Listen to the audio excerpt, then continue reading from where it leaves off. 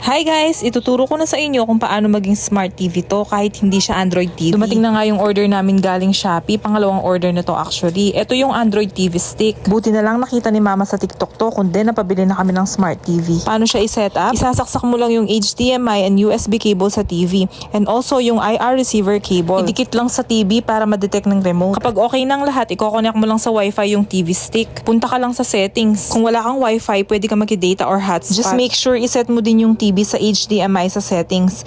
Then you are good to go. Pwede ka nang makapag-watch ng movies at makapag-browse sa internet. Pwedeng makapag-TikTok, YouTube, and Netflix. Pwede ka na din mag-download ng favorite apps mo sa Play Store like Bilibili, Spotify, and marami pang iba. Pwede ka na din mag-research para ka nang may computer. Hindi ka na bibili ng smart TV. Kahit yung luma mong TV, pwede mong gawing Android TV. Dalawa nga pala yung pagpipilian mo. Merong M98 at saka G96 TV stick. Yung M98 wala siyang Bluetooth. Yung G96 meron siyang Bluetooth kung gusto mong i-connect sa speaker, keyboard, or cellphone. Yung M98 at saka G96 meron silang same feature, yung mobile phone screen projection function or yung tinatawag na screen mirroring. Ito yung kung anong nakikita mo sa phone mo, makikita mo rin sa screen or sa monitor ng TV. Kaya kung gusto nyo ito, ilalagay ko yung link sa may baba.